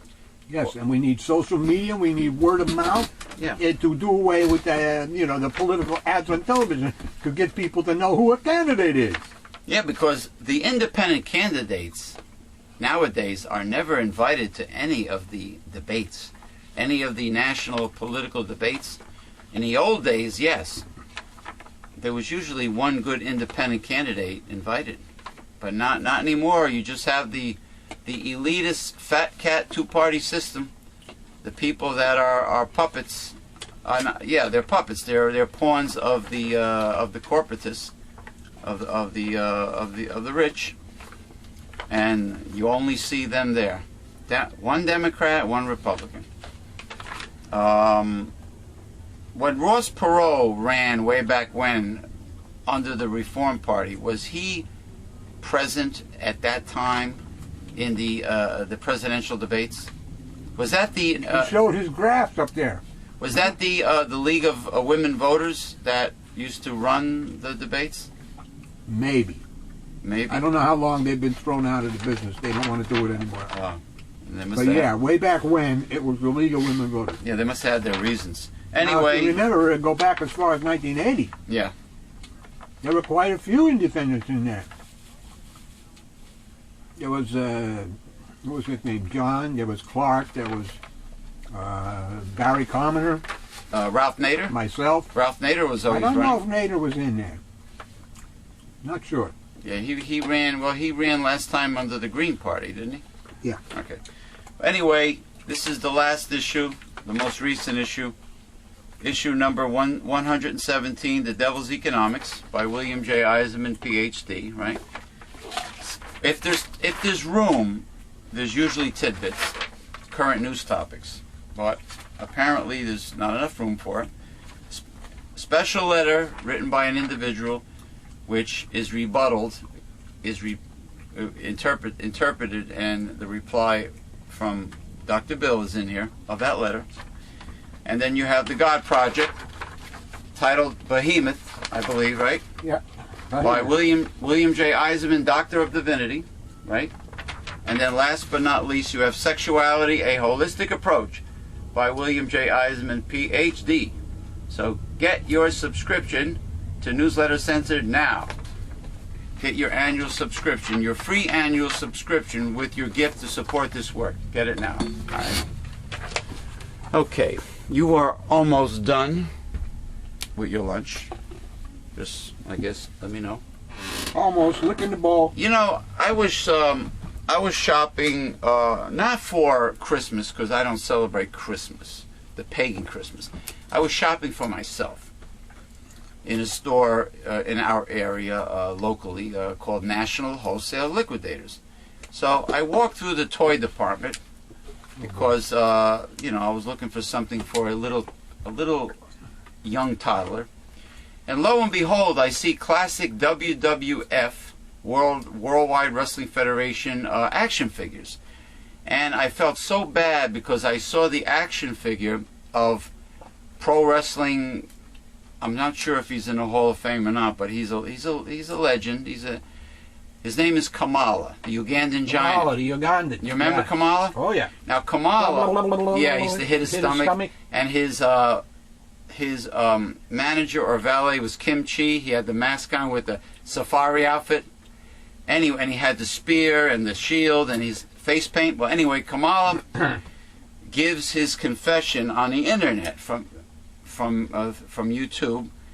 He was interviewed, and he tells the story about how he was abused and how he was screwed over by the McMahon family of the WWF. He mentions the WWF, or WWE, but he doesn't repetitively say Vince McMahon Sr., Vince McMahon Jr., but you could read between the lines that he's more or less talking about the McMahon family of the WWE. The poor guy was not paid much money for off the profits of his action figure doll, Kamala action figure. He was paid a mere tiny fraction compared to the other wrestlers, the other white wrestlers. And poor Kamala had to sleep in his rent-a-car while other wrestlers got to sleep and spend the night in very nice hotels. Now, why is a man, his question was, why did I have to endure that, get screwed out of pay, was terribly underpaid by the WWE, had to sleep in rent-a-cars, only got a fraction, got very little money off the action figure, while others got treated fairly. Meanwhile, Kamala was wrestling in the main events in Madison Square Garden against the world title, and Kamala always made the main events. You know, the because bookings. WWE could get away with it. That's why they Excuse get away me. with it. Do you think? Hold on, I'll be right In there. the old days, before 1978, if authors sold books, they got screwed. Yeah. They got screwed on the price of the book. They got screwed on royalties, whatever. You think it was racism that maybe that Kamala was No, it's used called, and it's abused? called businessism. It's like in real estate. Buy low, sell high. But I get you for Yeah. what I have to pay for you. But is it- and then you make more money for me. Well, do you think it's possible that poor Kamala was just too much of a nice guy and he accepted it? He got used. He got, for some reason, he got used That's it. and abused, and now the poor man had his leg amputated recently, Ooh, which might be connected to diabetes. We don't know. I think so. Yeah, his son is even bigger than him. But anyway, what do we have any juicy articles here? Well, I don't know how much time you got here left here. You said. Yeah, that's true. All right, you know what? Just Bang it up. wing it. Yeah. See if All right, I got one more here. try to pick the ones that hit raw nerves the most. In your estimation. Do your best. I'm deeply troubled by the Republican presidential contenders who are calling for an increase in religion in politics Oh gosh, here we go. and a more active political role from church leaders. The right wing of the GOP, and especially the ultra-right, are staunch supporters of the Constitution and often strict interpreters of its meanings. Oh really? But now, strangely and hypocritically, they're setting out to destroy the First Amendment. I was just gonna say that they're staunch supporters. My foot, Or at my ass, least actually. very loosely interpreting it. As intended, freedom of religion and separation of church and state are the cornerstones of our Constitution. Will worshippers continue to attend their local house of prayer if their leaders openly support specific candidates? No. The ripple effect of this proposal can be severe, leading to major schisms in many religions. Do we want to be turned into a Christian version of some Arab countries that abhor secularism and rule by Islamic law? There's a mistake here. Something, it's an H only. H, other, because of our religious beliefs? Typo? Yeah. Will the evangelicals or other right-wing conservative sects Sect. assume sway over our daily lives? The path of the GOP candidates want to take will alienate every religion other than the ones they espouse and really don't think they care about. We are a country proud of freedom in religion. Regarding GOP... What happened? Boy, this article is loaded with typos. I think this article was cut short. We are a country proud of freedom of religion, and then it ends. Maybe the right wing tried But to here's sabotage the article. All right, here's another one of it Okay. concerning the same stuff. All right. More hypocrisy on parade. Most of the Republican presidential frontrunners were in Iowa, November the 19th, to court the evangelical vote at, of all things, a forum on moral values. Oh, gee. Their moral values. Front and center was Newt Gingrich, The Gingrich that stole Christmas. the new poster boy for moral values. Really? Oh, really? First, Wow. he wants to change federal law to recognize personhood as beginning at conception and outlaw abortion and same-sex marriage because they aren't God's plan. I wonder what God has to say about having 3 wives and having an affair as one of your wives was battling cancer. Hear A that? real moral Superman. Next is Herman the Hurricane, Cain.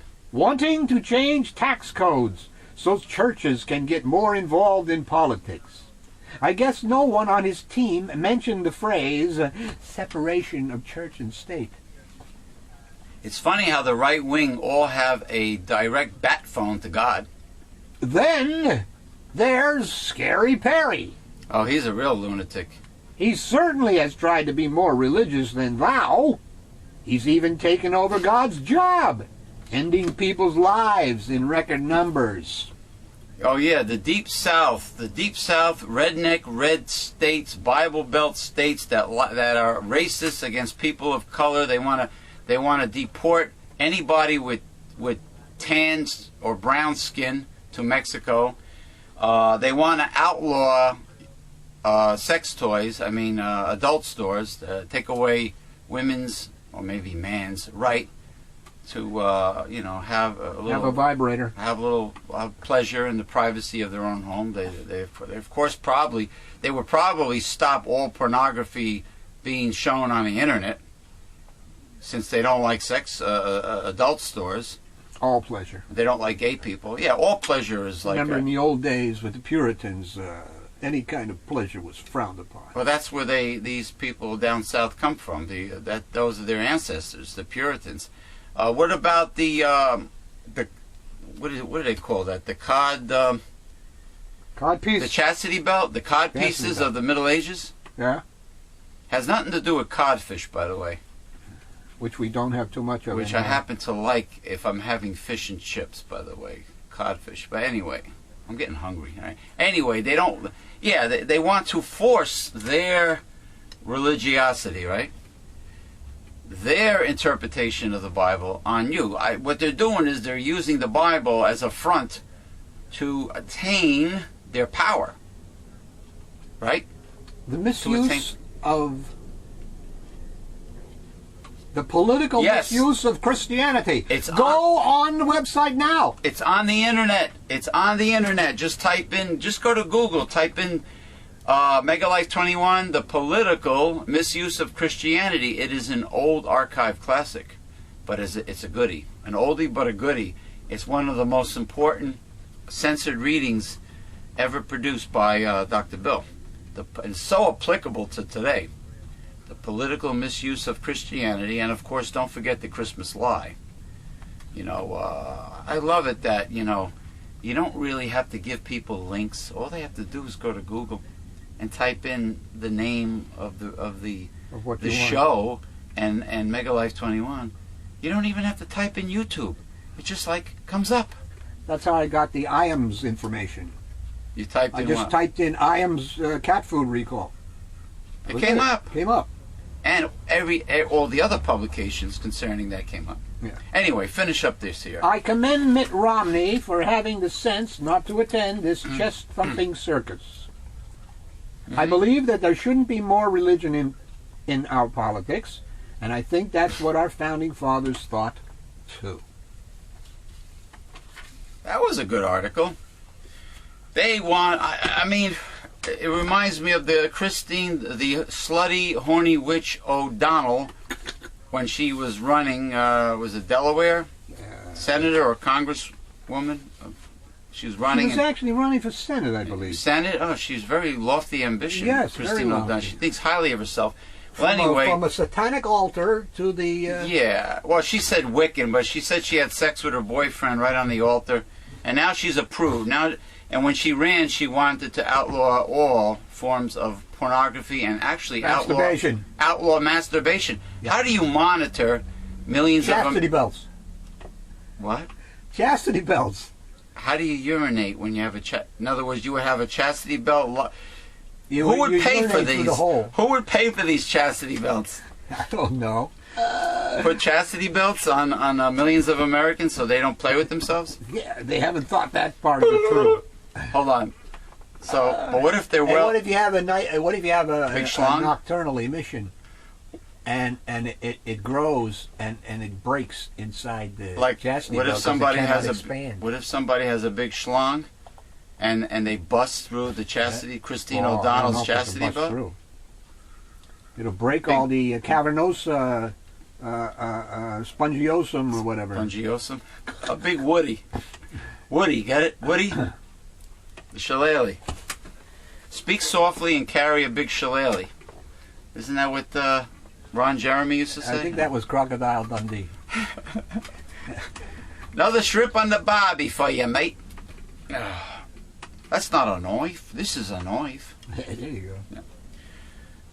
Okay, what do we got there? The world's biggest Biggest- extraterrestrial explorer, NASA's Curiosity rover, rocketed towards Mars on Saturday. Really? You know, they found a huge prehistoric insect recently in near New Zealand somewhere. The thing was like huge. It was like the size of Dr. Bill's painting here. It was like an insect. Yay. All right, anyway, Where the hell continue. it was living over there? I sent you the article. Oh yes, I saw it Yeah. last night. But and the link did not come up as a link. I wonder why. It was not highlighted. I wonder why if I click on a very important link, the little circle just spins around forever and never gets there. I wonder what's wrong. And sometimes some links you're like, boom, Yeah, 1, 2, 3. you click, boom, one click, and you're right there. All right. On a search for evidence that the red planet might once have been home to itsy bitsy life. Is that like an itsy bitsy teeny weeny yellow polka dot bikini? That stupid song. That she wore for the first time today. Itsy bitsy teeny weeny. This is all like unrehearsed, by the way. We everything's ad-libbed with the shows in this organization.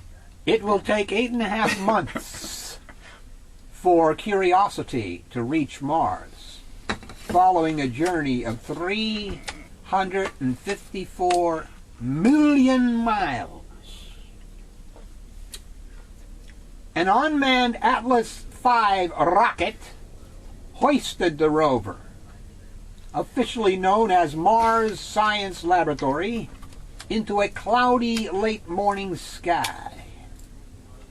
A Mars frenzy gripped the launch site, with more than 13,000 guests jamming the Space Center for NASA's first launch to Earth's closest neighbor in 4 years. Yeah, the real estate companies will probably try to sell real estate and claim Mars as their own in the future.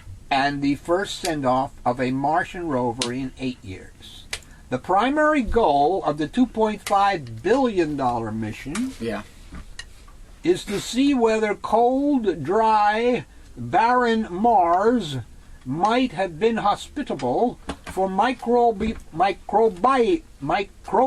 life once upon a time. So what you're saying is Mars is very similar to perhaps the Gobi Desert of Mongolia. It's cold and dry and desert-like And barren. and barren. But I believe that other rover up there determined that there were water. Yeah. Bacteria and fungi, maybe? Well, I don't know about that finding that life itself, but I'm a fungi. where there's That's why water, I'm so funny. Yeah. where there's water, the possibility of life. Absolutely. H2O, otherwise known as HO for short. Curiosity's 7-foot arm has a jackhammer on the end to drill into the Martian rock. Oh, really? And the 7-foot mast on the rover is topped with high definition and laser cameras. No previous Martian rover has been so sophisticated or capable. NASA astrobiologist Pan Conrad, whose carbon compound seeking instrument is on the rover, had a shirt custom made for the occasion. Her bright blue, short-sleeved blouse was emblazoned with rockets, planets, and the words, "Next Stop Mars." Wonderful. Conrad jumped and cheered and snapped pictures as the rocket blasted off a few miles away. "Go, go, go!" they shouted as the rocket soared. It was beautiful. Who is this moron? She's an astrobiologist. She's annoying. She's annoying the crap out of Jesus, me. man. What, does she have an orgasm because the fucking rocket is taking off of Mars? The 1-ton Curiosity, as large as a car, Give me a break. is a mobile, nuclear-powered laboratory holding 10 science instruments that will sample Martian soil and rocks and analyze them right on the spot. There's a drill, as well as the laser zapping device. Curiosity's arrival next August will be particularly hair-raising. Curiosity will spend a minimum of 2 years roaming around Gale Crater, chosen as the landing site because it's rich in minerals. Gale's craters, yeah. Scientists said if there is any place on Mars that might have been ripe for life, it would be there. Uh-huh. The rover, 10 feet long and 9 feet wide, should be able to go farther and work harder than any previous Mars explorer because of its power source. Mars has poles, believe it or not. Ice caps, yeah. 10.6 pounds of plutonium. Oh, wow. NASA expects to put at least 12 miles on the odometer once the rover sets down on the Martian surface. Once the rover takes over. I expect the public to have images, vistas that we've never seen before. That's providing the rover doesn't like get stuck. And that's what happened to the last one. Yeah. I believe it died. It was American made. Well, you can With tell parts from mainland China. you can tell this is American made because we are now polluting a second planet, There you go. plutonium. Plutonium. Oh, You can God. imagine that it's not well protected. Correct? Going to another planet. They They're should- not going to care about shielding and all this other shit. Unbelievable. Unbelievable. Those first images are going to be just stunning. I believe it will be like sitting in the bottom of the Grand Canyon. Leave it up to an Earthling to make a Mars trip very annoying. She's very annoying. Oh, by the way, did you get my my video of like the truths of the American healthcare system that Lisa Cohen had originally posted on Facebook? It is Video? It was a college university professor telling you the truth about American insurance companies and how people are not aware of the fine print and the contract when they get a health insurance policy until they are denied coverage, and that you are covered up to a certain point, and if you're really in a jam, if you really, God forbid, have a serious health problem, the companies Will find a way to get you off. find a way to get you That's off correct. and not pay. There is a doctor who has come clean on that. She was that doctor, the denial doctor, for one of the big insurance companies. That was her job, to find, wriggle, finagle, anything to get you uncovered. To get you uncovered.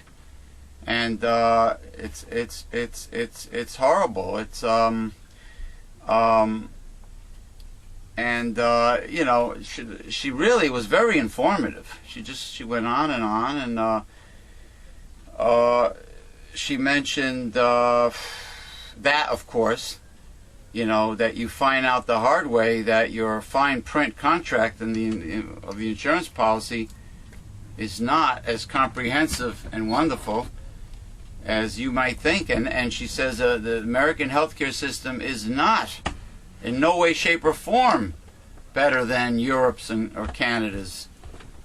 Well, that's because sucks. the American healthcare system is not about health. Number one, that's what it's about. Moolah. Bottom That's what it's line. about. The bottom line, and they don't care who it is, a child that needs coverage or what. They just try to find a way not to pay, but they sure love grabbing your premiums. Oh, that they like, because that they invest and they make more profits. You know, They use your money. Mhm. You see, it's a funny thing. It's the communist way, taking from the many to give to the few. Yeah. And that's what the right wing is always blaming our programs like Social Security, Medicare, and anything to help the poor, welfare.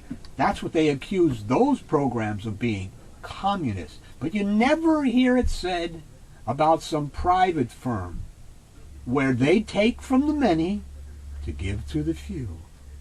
Or as we did with the bailouts for the big stinking banks. Taking from the many to give to the few.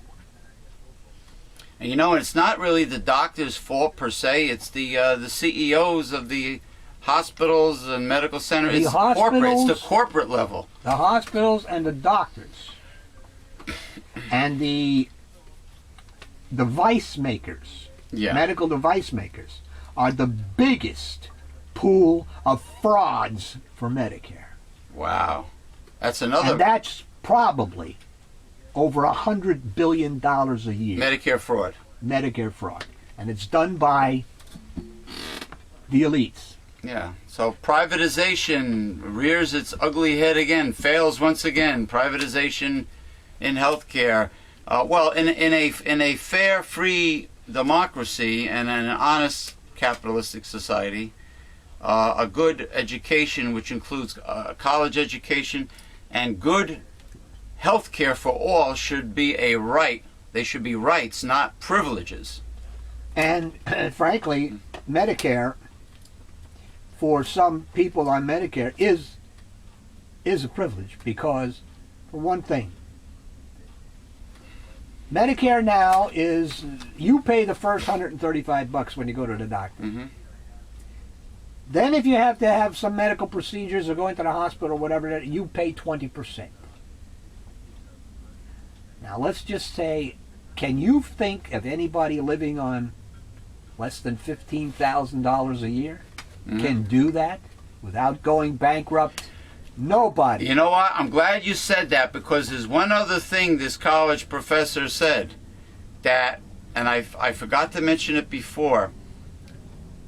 Most cases of bankruptcy in Over 50%. over 50% of bankruptcies in America are from catastrophic illnesses and are from illnesses that are connected with the insurance companies, where people can't afford to pay the bill. Right. They get the humongous bills. The insurance company tries to weasel out of it, and they have to max their credit cards to help pay the medical bill. Yeah. People max the credit cards out.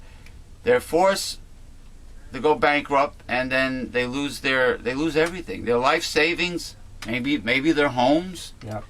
And it's most of the people that you see today that lost everything and absolutely, And are intense in the woods.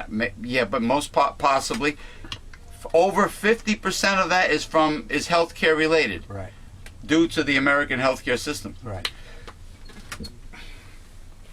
I'm glad that one key word you mentioned made me remember. that fact that this is the impact that the American healthcare system has on the economy and the poor. It's that bad. And of course, you know, Certainly not that good. no. So this article, I will start reading it when I get out of here, about Obama's healthcare, Obamacare. It's some big blockbuster news concerning Obamacare, but how could it be good news for the little guy if the right wing is in charge of Congress? Yes, it's Interesting. not. How could it be in charge? It's not. Can't be in charge. So how could the little guy, how could anything be good news coming from the Obama administration? If Obama, you know, even if he vetoes, they can filibuster, right?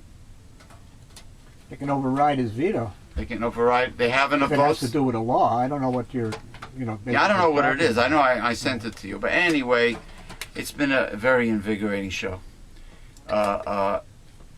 It's the first holiday show of the year, maybe the only one needed. You never know what might pop up, but it's our holiday special. Thank you for joining us. And don't be fools out there. Educate your minds. Be aware. Anyway, take care. Bye. Say so long. So long. Don't forget Happy Festivus. Happy Festivus for the rest of us.